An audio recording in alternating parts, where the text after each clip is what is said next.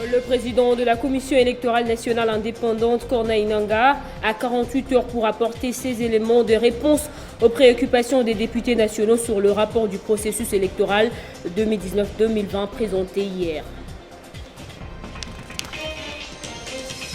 Les divergences deviennent de plus en plus profondes au sein de l'AMONCA. Malgré la position de Martin Fayoulou, Moïse Ketumbi annonce qu'il a pris la coordination de cette plateforme ce samedi. Présidentielle au Bénin, les décors est mal planté. À moins de 24 heures de scrutin, le blocage de voies par les manifestants anti-talons perturbe l'acheminement du matériel électoral vers les bureaux de vote du nord du pays. C'est l'heure du journal sur Télé 50. Madame, Messieurs, bienvenue. Les présidents de la Commission électorale nationale indépendante, Corneille Nangaa, a 48 heures pour apporter ses éléments de réponse aux préoccupations des députés nationaux sur le rapport du processus électoral 2019-2020. Présenté hier, au total 81 préoccupations des élus nationaux ont été soulevées suite à l'audit du rapport. C'est un rapport de 40 pages que le président de la Commission électorale nationale indépendante a présenté à la plénière de l'Assemblée nationale ce jour. Cet exercice répond à l'obligation légale de l'article 52 de la loi organique de la Commission électorale nationale indépendante. Ce rapport, selon Corneille Nangaa, a conduit à la mise en place des institutions actuelles de la République démocratique du Congo. Il présente un aperçu panoramique et un compte-rendu complet de tous les processus électoraux, en retraçant autant la manière dont la Commission électorale nationale indépendante a capitalisé les recommandations et résolutions proposées au terme de l'évolution du cycle précédent. Et Corneille Nangaa a, au cours de cette audition, présenté certains obstacles auxquels il a fait face durant les 7 ans à la tête de la Commission électorale nationale indépendante. Entre autres, les défis du financement du processus électoral, les rôles ambigus de la communauté internationale, le nombre de provinces qui est passé de 11 à 26, la méfiance généralisée entre acteurs politiques, pour ne citer que cela. Corneille Nangaa a relevé les innovations parmi lesquelles la machine à voter. Quant à la rémunération des agents de la Commission électorale nationale indépendante, Corneille Nangaa précise que le personnel permanent accuse plus de 8 mois d'arriérés des salaires pour l'année 2019 et depuis janvier 2020, un rabattement arbitraire de plus de la moitié des salaires est appliqué à la Commission électorale nationale indépendante.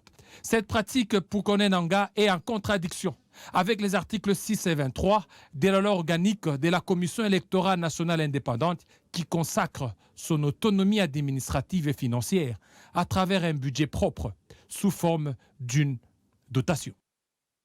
Au Sénat, la plénière dirigée hier par son président Modeste Bahati Lukwebo a permis aux élus de suivre le rapport de la Commission économico-financière et bonne gouvernance relatif à l'identification de projets des provinces à financer dans le cadre du programme sino-congolais.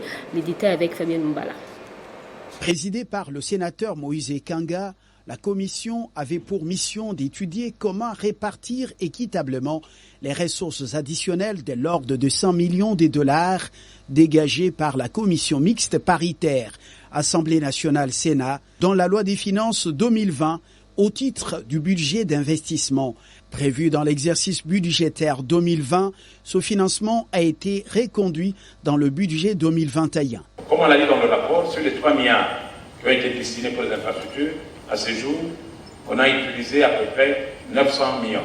Donc il y a de l'argent, c'est question de suivre les procédures et on peut financer les projets. Merci.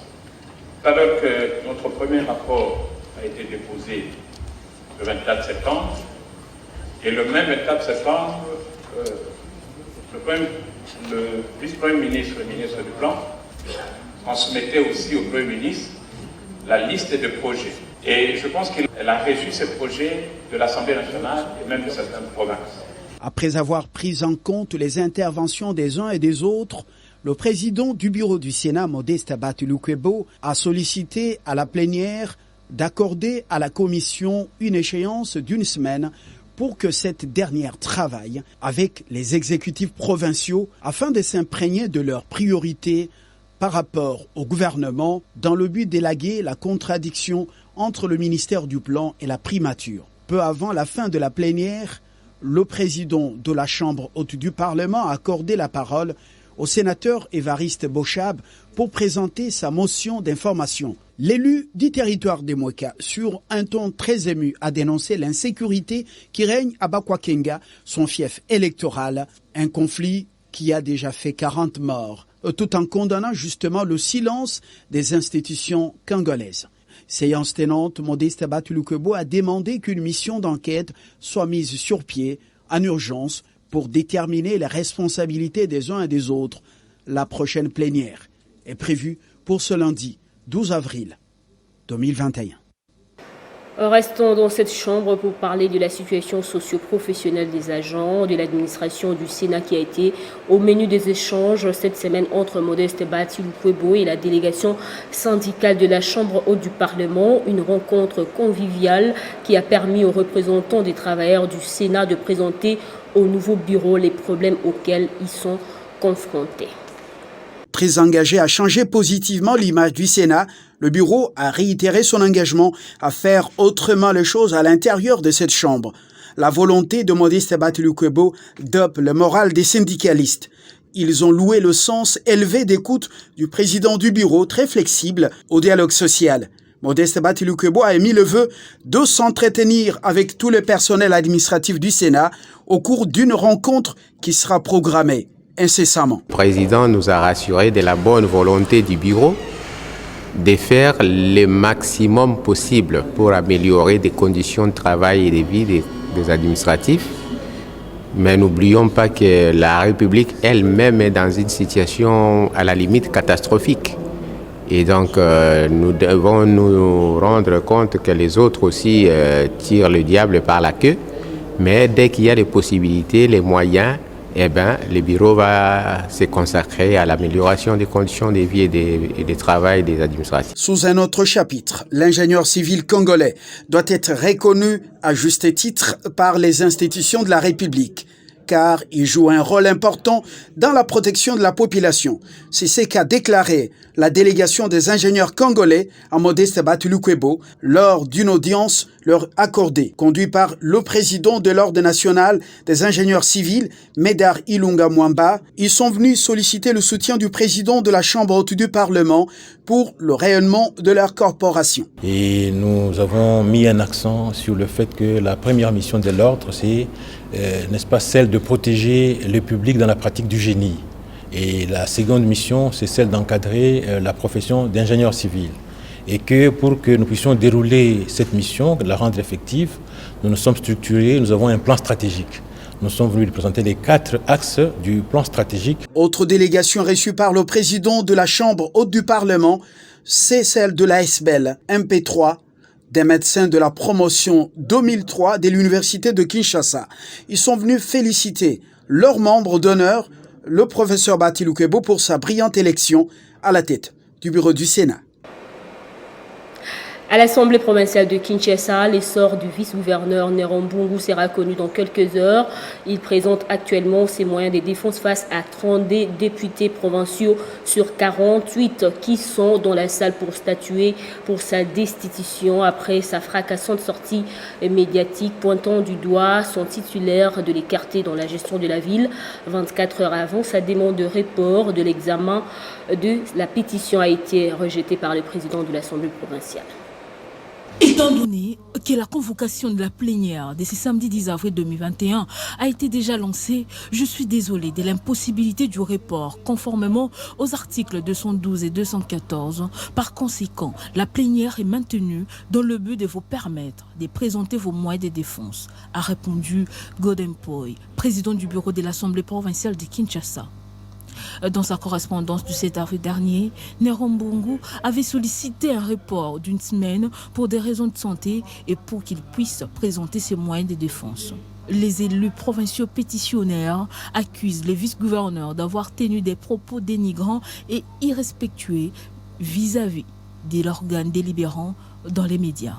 Au cours des récentes émissions télévisées à Kinshasa, Nerombungu avait affirmé que l'Assemblée provinciale se positionne en dessous de l'exécutif, d'où sa faiblesse dans le contrôle du gouvernement provincial qui gère très mal la ville et la province de Kinshasa.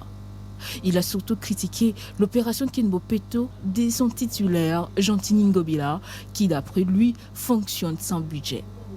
L'opération Kinbopeto va échouer brillamment. C'est une opération qui a été lancée sans budget ni plan. Même le gouverneur Ngobila sait que son opération et son programme, disait-il, M. Mbongo, soutenait la pétition qui visait Golden Boy.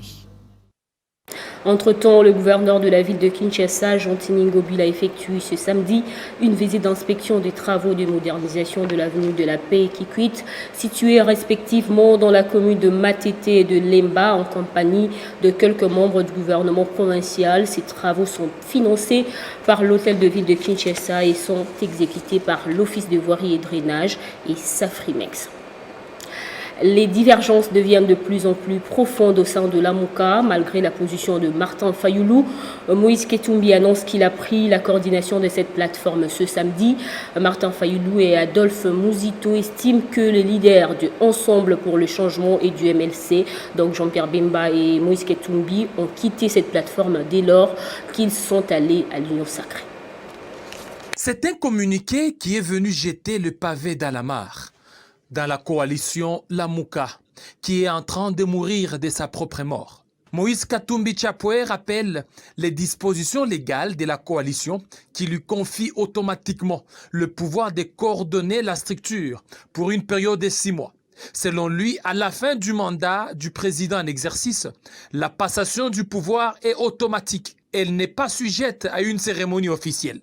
Par conséquent, Katumbi affirme exercer la coordination de la plateforme à partir de ce samedi 10 avril. Cette position, selon certains observateurs, est un défi lancé par Moïse Katumbi Chapwe à l'endroit de Martin Fayoulou qui comptait céder le bâton de commandement à son frère Adolphe Mouzito, prétextant que Katumbi et Bemba se sont auto-exclus en adhérant librement à l'Union sacrée de la nation. Katumbi continue-t-il à accumuler les fonctions de coordonnateur dans la Mouka et d'autres fonctions dans l'Union sacrée de la nation? Cette sortie médiatique n'est-elle pas une diversion pour diluer les actions de Martin Fayoulou et Adolphe Mouzito? Que compte faire Fayoulou face à cette résistance katumbiste?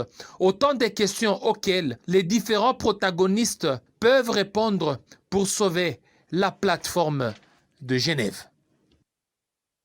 Un 9e jeu de la francophonie est attendu du 19 au 22 août 2022 à Kinshasa. Les préparatifs vont bon train. La pose de la première pierre donnant le goût des travaux de réhabilitation des sites retenus pour accueillir cet événement a été effectuée par le président de la République hier au stade Tata Raphaël. Ces travaux de grande envergure, notamment au stade Tata Raphaël, au stade des Martyrs et à l'échangeur de Limité, consistent à l'érection des infrastructures sportives et artistiques ainsi que de centres de santé modernes, des centres d'hébergement devant accueillir près de 4000 athlètes et artistes. Les obsèques de l'artiste musicien Joski Kiambukuta auront lieu ce dimanche 11 avril à l'esplanade de l'hôpital du Cinquantenaire. Le gouvernement provincial et la famille de l'artiste décédé ont dégagé de commun accord le programme de ces obsèques. Selon le programme, plusieurs autorités du pays sont attendues à ces funérailles, notamment le président de la République Félix Tshisekedi et la première dame Denise Nyakeru, le premier ministre Sylvestre Ilunga Ilunkamba, le ministre de la Culture Jean-Marie Lukunji, le gouverneur de la ville de Kinshasa, Gentini Ngobila. En dehors de nos frontières, parlons de la présidentielle au Bénin. Le décor est déjà mal planté. À moins de 24 heures de scrutin, le blocage de voies par les manifestants anti-talents perturbe l'acheminement du matériel électoral vers les bureaux de vote du nord du pays. Des camions ont été bloqués. Pourtant, le matériel doit être en place rapidement pour accueillir les électeurs dès 7 heures dimanche matin. Ces derniers jours, la campagne a été marquée par des tensions et des violences. Des mouvements de contestation qui auraient fait 2 morts et des blessés dans le centre du pays à Saoué, mais il n'y a aucun bilan officiel jusque-là.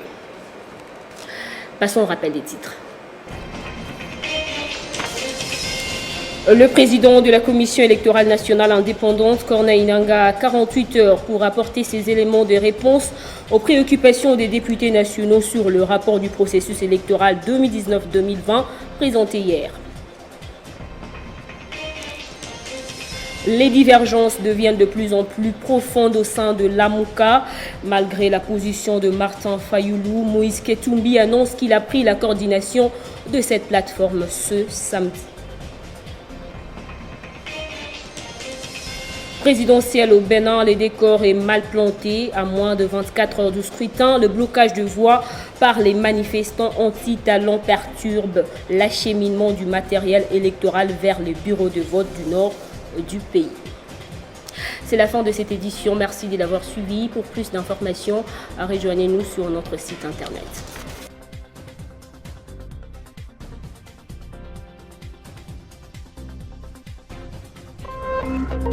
Téléchargez les infos Télé 50 sur www.tele50.cd.